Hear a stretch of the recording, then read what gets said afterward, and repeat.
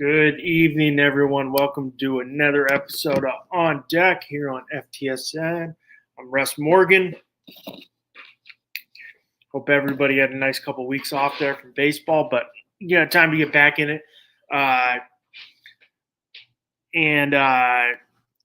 Free agency's moving a little quicker, and we got some news.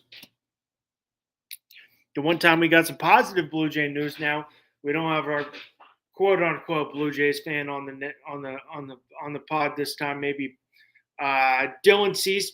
Blue Jays signed Dylan Cease to a 7-year, $210 million deal. The projected payroll for the Blue Jays is $233 million.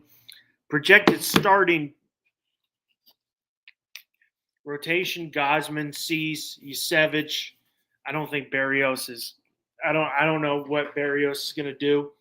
It's definitely not lived up to what they paid him for. And then Bieber came back and accepted that qualifying offer, or I think he had a player's option. So he accepted that. So he'll be back. We'll see what they do with that 5 spot. Little interesting deal on Cease. I mean, I've seen all the reports. The projections was like 5 years, 125. They went 7 years, 210. He definitely had a down time in San Diego, especially this past year. 2024, before coming free agent, Cease posted a 4.55 ERA over 32 starts with the Padres. But both his 3.46 expected ERA. I mean, if Cease can get back to the form he was with the White Sox, I think it's a good deal. But he has definitely not got back to that form. I didn't think he was going to command this much money. I didn't think he was the best starting pitcher on the market. In my opinion, I'd rather go Suarez or Ranger Suarez or Valdez, Framber Valdez, even Michael King. If Michael King can stay healthy, I thought the Orioles would have been on him because the Orioles desperately need starting pitching, especially after the deal they just made. But I mean, if he can get back to his form, this guy's had 5+ seasons of 200 strikeouts more, going back to his time with the White Sox and with the Padres. If he can get back to that form, I think it's a good deal. But he had definitely, in San Diego, he didn't get back to that form. I want to see his exact stats. His exact stats this year.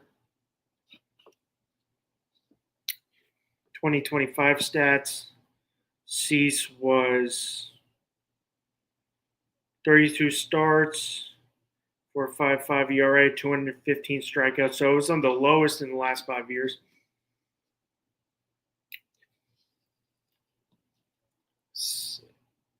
What he had, 2019, his first year in the league. He had 81 and 44 his first 2 years. Then 226, 227, 214, 224, and 215. So second lowest.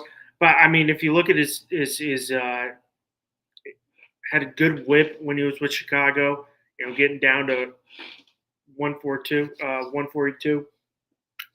Even if he can get back to the form 2024, his whip was 107, 14 and 11. ERA was 3.47, so they're looking at. I mean, it was 2022 probably his best year. 2.2 ERA. Was 14 and 8 in that year. So if he can get back to that form, I think it's a good deal. But I think it's a heavy overpay. If Cease has matched his 2022 and 2024 seasons as a contractor he'd like, I agree with that. Just reading some reports saying if he could have repeated 2022 or 2024 season, he probably would have commanded $200 million. But he definitely didn't. So I thought it was a little bit of an overpay. on my part. Uh, but I mean, he's not going to have to be the ace like he was in San Diego. When yes, you did have Musgrove, but he was down for a long time. You had Darvish, who was down for a long time. You had King, who probably was the ace in that staff, but couldn't stay healthy. I mean, if he can get back to that form, but we've had some it's free agency slowly starting to get kicked off. And, we've had moves. Josh Naylor kicked it off, re-signing 5 years, $92 million with the Mariners, which is a solid deal. Keep him there in Seattle. Seattle wants to keep that front.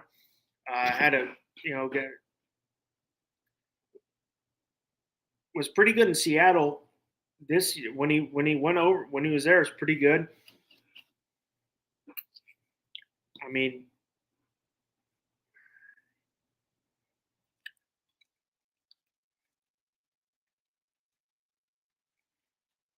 batted .299 in Seattle. Had 19 stolen bases. Guy slow as molasses, has 19 stolen bases. So I mean, I think that was a good deal to keep him in Seattle. They want to keep that core together and run it back. Definitely, Seattle probably would have been right there if they had Brian Wu was healthy. I mean, they were right there anyways, and Brian Wu didn't pitch till Game 7. So if he was healthy, I think it could have been a different story, and we could have seen Seattle in the World Series, not the Blue Jays. But I think they want to keep that core together. And I think for the Mariners, they probably, after this, if you want to bring Suarez back, Julio Suarez, you want to bring him back, I think you got to identify the bullpen for the Mariners. I think that was their weakest part of the road of their team was their bullpen. After Munoz, who was the best closer in baseball, but I think they got to identify the bullpen in that case. There was a lot of qualifying offers accepted. Gleyber Torres kicked it off. He accepted it with the Tigers, so he'll be back there in Detroit. Brandon Woodruff, who would have been a really big part, accepted this qualifying offer with the Brewers, would have been a really big part of that playoff rotation if he was healthy, but he was Pat Murphy said he would have been back in the NLCS. Obviously, they got swept in 4 games by the Dodgers. He would have been really big help for that rotation, which was really thin after Freddie Peralta. Shohei Imanaga accepted this qualifying offer after the Cubs declined the rest of it of his option, but he accepted the qualifying offer. And then Trent Grisham accepted the qualifying offer to his $22.05 million. I'm not happy about I'm not happy about Grisham. My biggest, I'll tell you, my biggest fear came true, and I said it when Finstanzo was on, when he was on during the playoffs, is you extend the qualifying offer to Trent Grisham, and he accepts it. Now, I think I think he had a great, unbelievable year. 34 home runs. Great year, but definitely had a down postseason. Now they're kind of in a bind. What do you do with Bellinger? You have you're very left-handed dominant. Very left-handed. You got Grisham in center left-handed. Right now you have Dominguez or Jones in left who are left-handed. You got Ryan McMahon who's left-handed. You got Jazz Chisholm who's left-handed. You've got Ben Rice who's left-handed. You got Austin Wells who's left-handed. Way too many lefty bats in there, minus Volpe, Judge, and Stanton or whoever is the DH for that day, because Stanton's definitely starting to get on the back end of his career. Way too many left-handed bats. But mine was you go out, you get a solid left fielder, you put Bellinger in center, who's a Gold Glove center fielder, get a righty bat. I like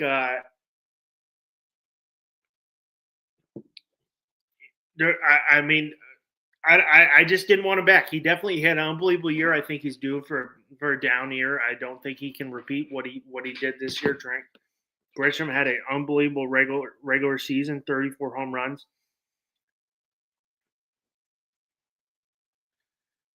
I mean, Grisham in the regular season batted 235, 34 home runs. But in the playoffs,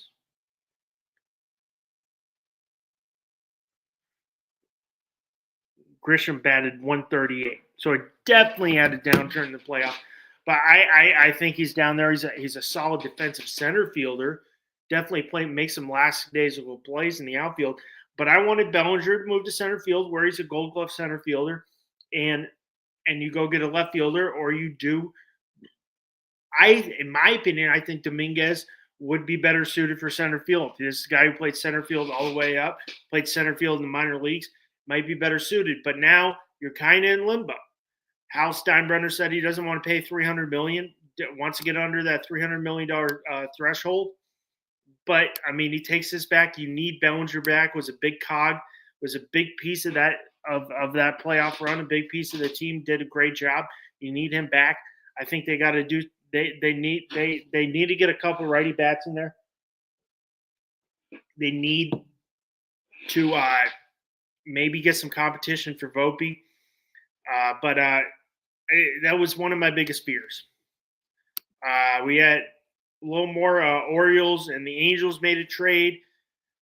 Angels traded Taylor Ward to the Orioles, and the Angels get Grayson Rodriguez from the O's, who, when he was pitching, was great. You know, former top number one overall prospect in baseball and in their system, but he's been hurt. The Angels waived the physical, so maybe the Orioles know something the Angels don't. But if this guy comes back and gets back to form like we saw when they had Corbin Burns, when he came back, they sent him down, he came back, he could be a really great pitcher. So I don't know what – I mean, he's got 4 years of club control, so the Angels love that. I don't know what we don't know. Maybe he's more hurt than what we know. But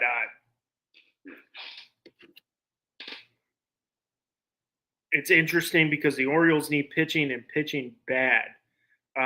Braves acquired Marco Durbin from the Astros for Nick Allen. Mets made a surprising trade and traded Brandon Nimmo to Texas for Marcus Semien. Now, digging into this one, digging in is I think what the Mets needed. They didn't really have a true leader in the clubhouse. Yes, it's Lindor, but a true adult. Simeon's the true adult.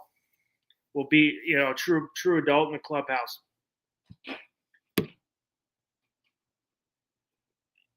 And then Boston made the trade. I don't know the full details of the trade, but they traded for Sonny Gray, who was 14-8 last year, a 4.28 ERA, which is inflated because he was with the Cardinals, but that's a guy who's going to slot nice into that rotation with Garrett Crochet, with Bello, and then you're gonna have a nice three. But we're going into free agency news, and obviously the big name right off the bat is Kyle Tucker. Coming off a good years in Houston, a good year, but did get hurt this year. I don't know if he's a top free agent. I think he's a top free agent for the right team, for somebody who wants him. But this guy's a former Gold Glover. I mean, he did post a 738 OPS before the All-Star break. Gold Glover at the same, but does have some concerns with incline. Did have a lot of injury history, hairline fracture. But I mean, I think this guy for the right team, I think this could be a solid deal. If you put him in the right situation, I think it's definitely a solid deal. I mean, he's still only 29, so he's definitely going to get a big deal. What I was thinking right off the bat, And I know a lot of people are predicting the Yankees. I don't see the Yankees making this deal. I was thinking Blue Jays right off the bat. I think what we saw in the World Series is the Blue Jays never had, yes, because of Bichette's injury, really hurt the Blue Jays, him not being fully healthy. But they never had that guy in front of Vlad or behind Vlad, so you could always pitch around Vlad. I thought this was a perfect spot for the Blue Jays, but I don't know if what the Blue Jays are going to do now after signing Dylan Cease to such a big deal. So I mean, the teams I'm hearing: Yankees, Mets, Yankees, and Dodgers. Maybe Dodgers are basically on everybody. I could see the Reds. I could see Mets sneaking in with losing Brandon Nimmo, with trading Brandon Nimmo. But I was saying Blue Jays earlier today. That's what I was going with. I don't know what it is. I would say a 10-year 350, 360 deal. You have some opt-outs in that deal for him. But I don't know where I was crystal balling Blue Jays. I thought that would be a perfect fit for Kyle Tucker, a team that still wants to compete in the AL East, and a team that still wants to compete for titles and has that young core there, has Vladimir Guerrero, who's very young. You have Trey Yesevich, who looked great in the postseason. We'll see what he does in I guess not year one for him. It's not even year two. And you got, Dalton Varsho, Alejandro Kirk. You got a lot of young guys, but I don't know where he goes. I was saying Blue Jays. Next is Bo Bichette. Bo Bichette, great year, batted .311, 357 on base, 483 slugging, 18 home runs, 94 RBIs. Did sprain that PCL on September 6th, didn't come back to the World Series, had a great World Series. I mean, that 3-run home run was massive. If the guy's healthy too, they win that World Series. If he can run, the Blue Jays win that World Series. But I think I think there'll be a lot of interest on him. But I think he goes back to Toronto. I think he likes that tandem he likes playing with Vad. I think he goes back to Toronto. I think he slides over to second and plays second base. I think what we saw in the World Series with Andres Jimenez playing shortstop, he's too good defensively to play shortstop. Bo Bichette is one of the worst defensive shortstop in the game. Maybe not the worst, but definitely up there as probably top 5 worst defensive shortstop. So I think he slides over to second. I think after what we saw in the World Series, I think a lot of teams are going to want him to slide over and play second base. So I mean, but I think he goes back to Toronto. He goes back up north, stays home, and they keep on making a run to the World Series. Trying to win a World Series. Number 3, Kyle Schwarber. Schwarber, I think he goes back to the Phillies. 4 years, $135 million. I mean, had a great year with the Phillies. 240, 365 on base, 563 slugging, 56 home runs, 132 RBIs. But the thing, I think there'll be some interest in Schwarber. I think the Red Sox probably would love to have him back, especially with first base kind of being up in the air. But he's got a lot of, he's 33. He's got a lot of limitations. He can DH. He might be able to play first base. That's all he can do now. So I think he goes back. I think the Phillies keep him back. Number 4 for me is Pete Alonso. Would be very interesting. I don't know where he goes. I mean, Pete Alonso, 272, 347 slugging, 524, 38 home runs. I did call he was going to have 35 to 40 home runs this year. Some people in the comments said I was out of my mind. I was right. You were wrong. Okay. Whoever said that. But I think, I think it's, he's 30, 30, going to be age 32. He's younger. He's older. He's not going to get a big deal. I think if the Mets would love him to have him back, but if some team offers him a 5-year deal, I think that the Mets will be out. In my opinion, I don't think they want to go to 5 for Pete Alonso. I think he's got pop. But I think they can move their third baseman over and put Brett Beatty at third. Why can't I remember his name?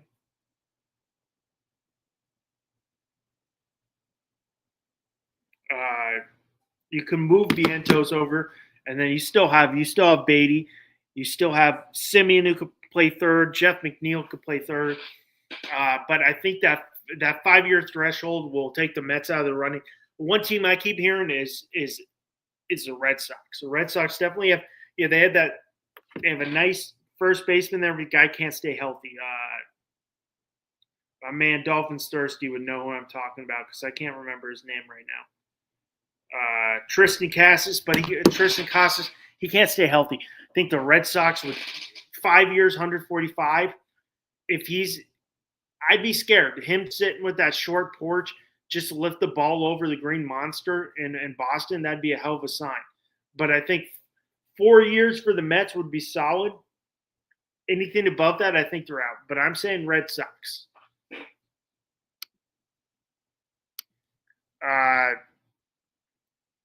Next would be Bregman.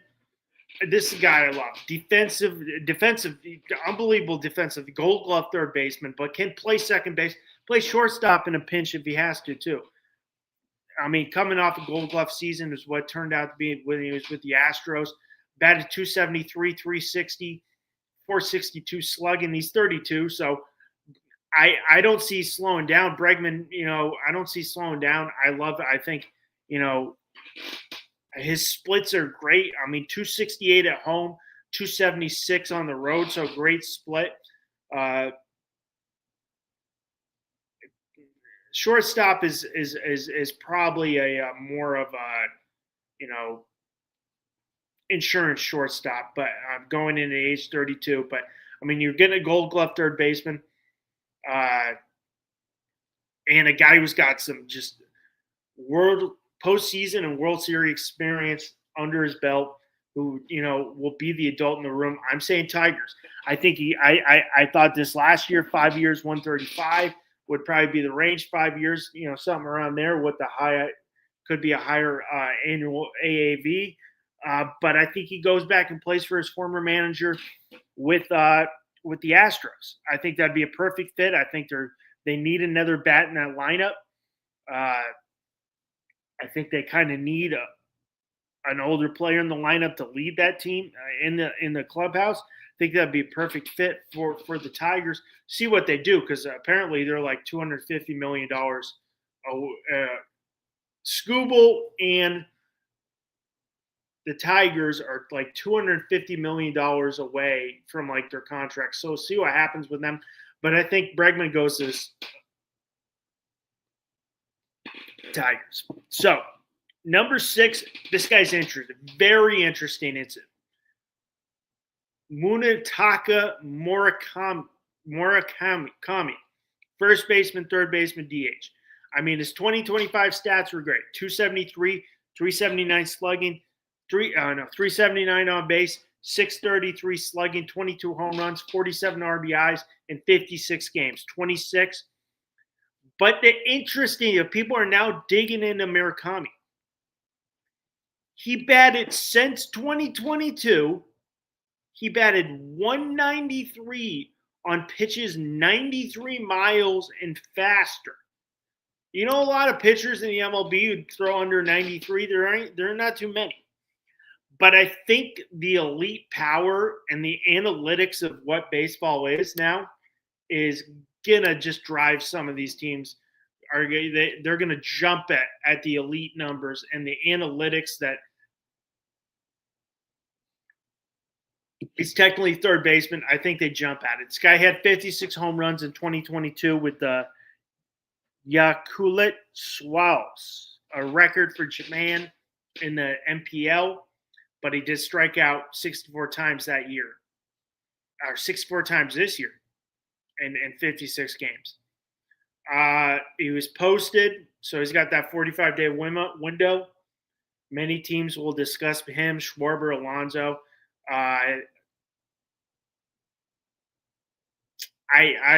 don't know where he goes. I really don't hope he goes to the Yankees. We got the Japanese, the Japanese Dodgers over there, but they don't really have a spot for him. I think if the Mets let Alonso go, he's a perfect fit there. I don't know where he goes. I don't think the Yankees are going to be on him because there's no area for him to play, and they definitely, I think they have other areas they want to focus. So I could see the Mets, maybe the Red Sox if they miss out on Alonso. But he is a question mark. I don't know where he goes.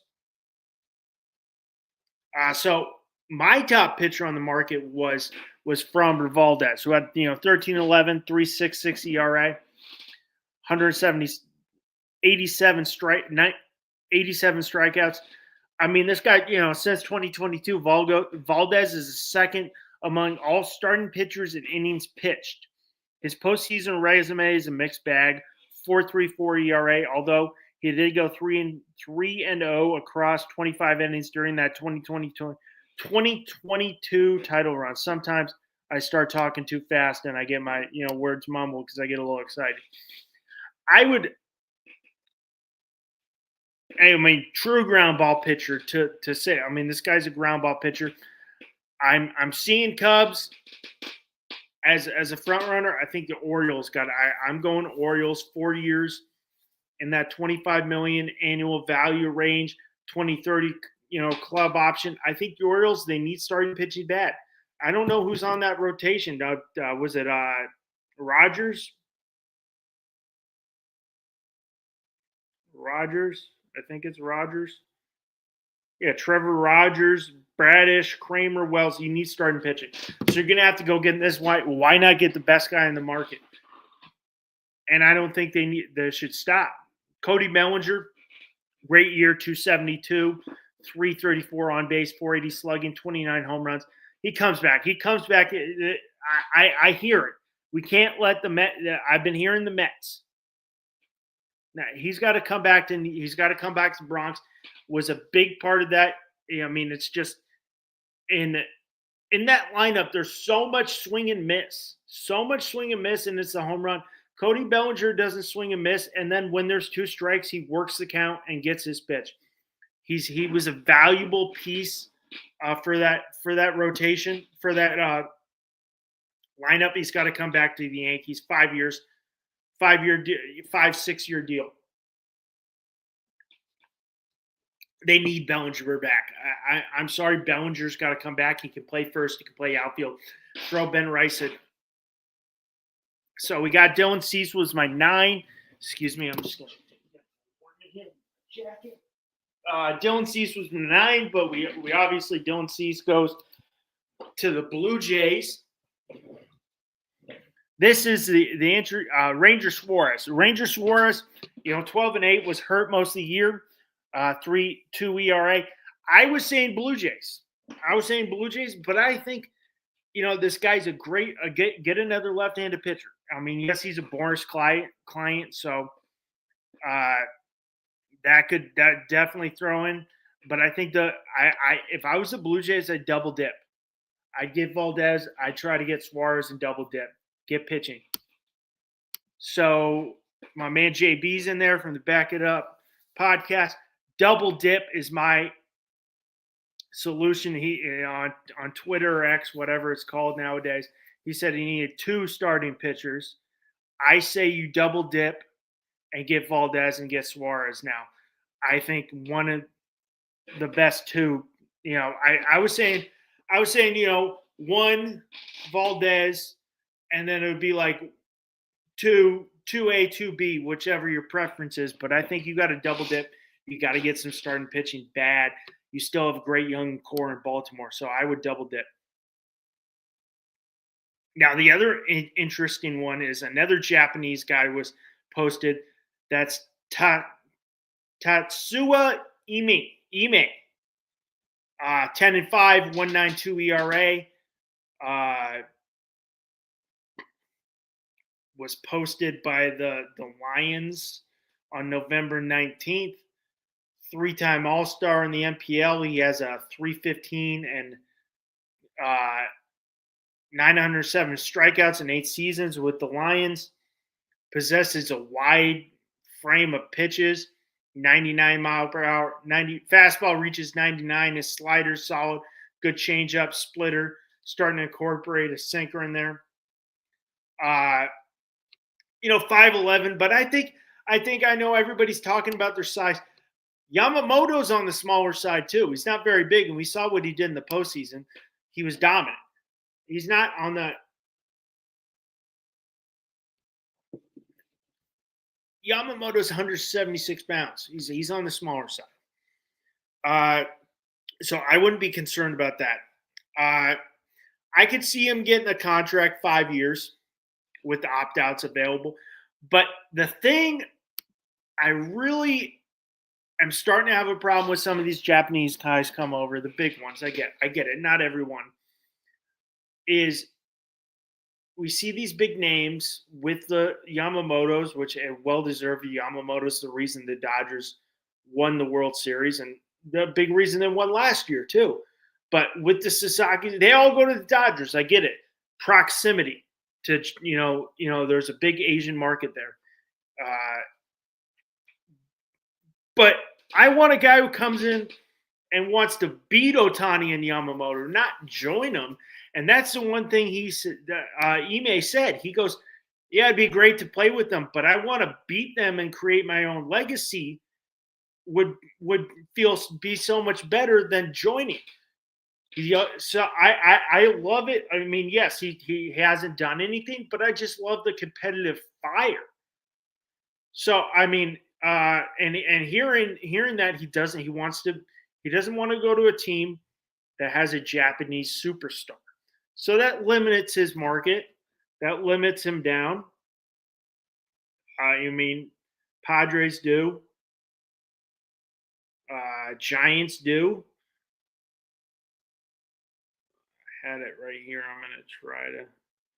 Dodgers obviously do. Angels do. Cubs do. Red Sox do. Mets do. So, it limits it down. I think he would definitely go to the Mets. I want him on the Yankees. I think he'd be slot perfectly in that 5 spot. When you had Garrett Cole come back, Max Fried, you have Carlos Rodon, you have Cam Schlittler. I always got to go slower on that name. And then you could pencil him in the 5. I think he'd also be perfect with the Giants, who need that guy there. You have Logan Webb, but you don't have that number 2.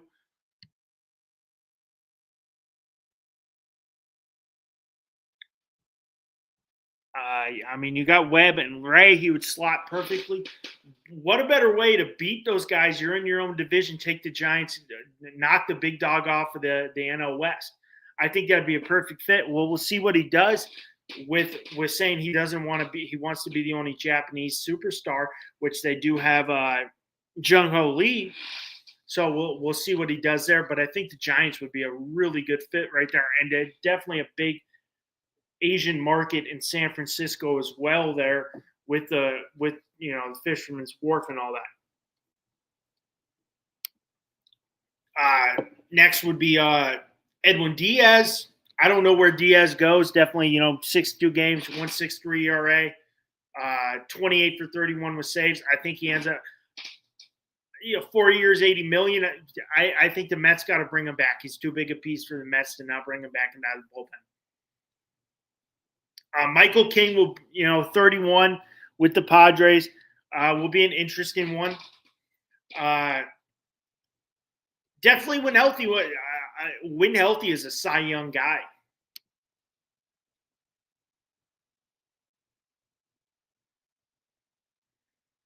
Giants should sign Merrick Kelly. Uncle Ted, yeah, that'd be a good sign. I think they should get. If they can, I think the Giants, like I was saying, they should go with I think it's Ipe or Ime. I would go with him. I think he's the best signing there out of the MPB, KBO. Okay, I think I saw one of them. I'm not super locked into the KBO, but because it definitely is when they do I think when they try to rank the the tiers.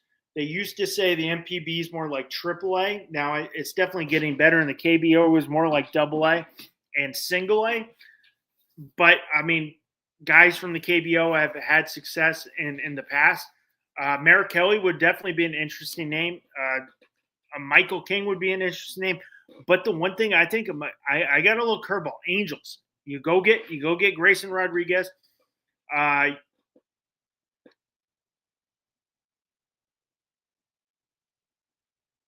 Your new manager's under a 1-year deal with Kurt Suzuki. You want to win. You do have Kikuchi there, Soriano taking much risk.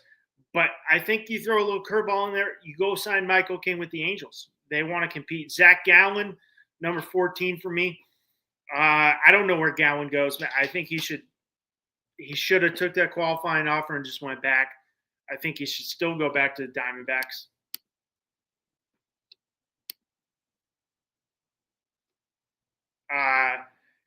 Eugenio Suarez.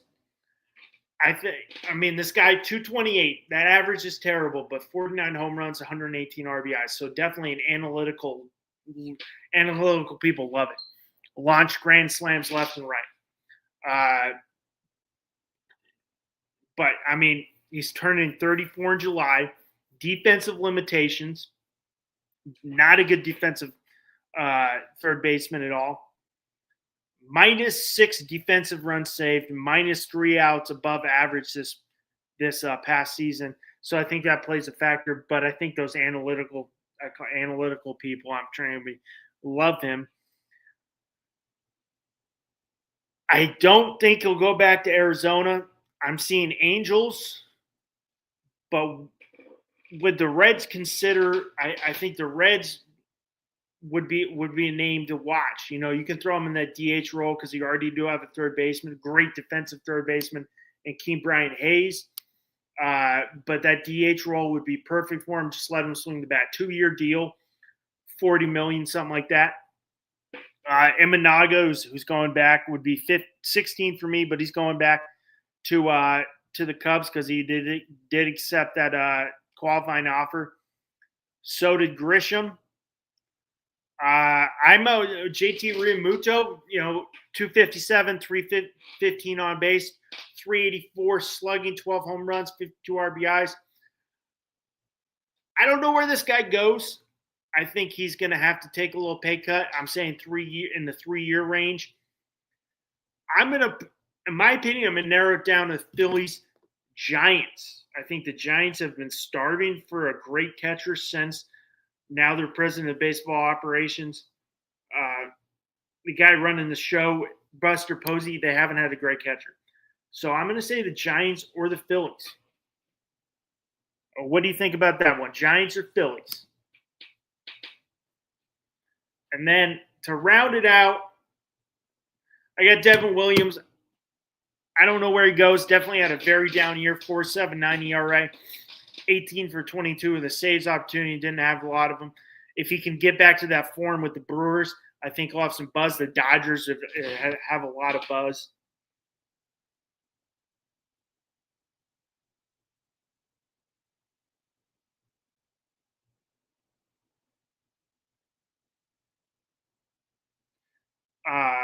So I don't know where he goes. To round out my top 20, I think Merrick Kelly, maybe he's not in 20, but that's a really good name. Lucas Giolito, who had a great year, and Boston could have beat the Yankees if he was healthy. They wouldn't get, if he's healthy, I think Boston ends up winning. 10-4, 3.41 ERA. Didn't receive a qualifying offer. One hand had a tremendous, 3.41 ERA. I think when healthy is a great pitcher. I would go back to Boston. If Boston doesn't do anything like that, I think you got to, he had an unbelievable year and a bounce back year after major surgery. I would go back to Boston. Some other names, I think Giolito needs to go back. I think that, in my opinion, I think if Giolito's pitching in a 3-game set against the Yankees, they probably end up winning that. He was that good this year. You got Harrison Bader. Brandon Woodruff accepted the qualifying offer. Robert Suarez, another closer right there. The Dodgers will be on. Merrick Kelly's another name. Starting pitcher is with the Rangers and the D-backs. And Jorge Polanco is phenomenal, 265, 326 slugging. Does he go back? Also, I've been hearing Pirates are ready to make ready to spend a little money, and they offered Naylor some big money, and he obviously went back to the Mariners. They're supposed to be on Pete Alonso. They're in on him. They're willing. Their owner said they're going to spend some money. They're also, the interesting thing, if you look at the Pirates, they're going to give 19-year-old shortstop, the number one prospect in baseball right now, Connor Griffin, a shot to win the shortstop spot out of spring training. I saw this guy play. This guy's a freak. Really good approach at the plate above his ears. So that'll be really interesting. I'm definitely going to be going down to Lakeham Park where they play spring training games here in Brington, Florida, to watch him. Definitely good advanced approach at the plate for a guy well above his age. That would be interesting. Couple news. I know we got some, Marlins said they're willing to spend money, but they're trying to work deals right now with with Cabrera and Kyle Stowers. Now, Stowers, I thought, was about $50 million apart, and Cabrera was $15 million apart. So we'll see what happens there, but that's a team that definitely had a very, very surprising year. Nobody saw them in that playoff hunt that late, and those are two young guys they want to sign, especially if you want to keep – I didn't go, but I heard there was a little momentum going to the end of the year at, I think it's Lone Depot, if I'm not mistaken, wherever Miami, starting to get some fans to come back. I think the ownership's got to spend a little money.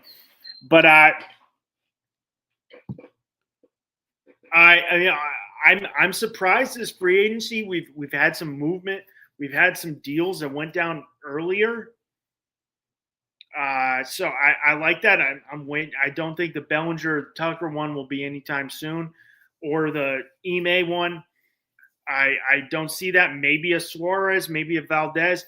Baltimore jump on those. I don't want Baltimore being a Yankees fan, but I think Baltimore needs to jump on them. But want to thank everybody who tuned in. Uncle Ted, thank you for the comments. I don't know if it's a joke or not. Please remember, if you're not already following, follow FTSN Extra, all the people on the network. They do solid work, even though they're Dolphins fans. We can put that aside. It is sports, even though they're Dolphins fans. They do good work, and they put a lot of good work in and put the hours. I always appreciate my man Bobby Finstock jumping behind the boards for me tonight. So remember to like and subscribe. I'm Russ Morgan. This is On Deck on FTSN. You guys have a great night.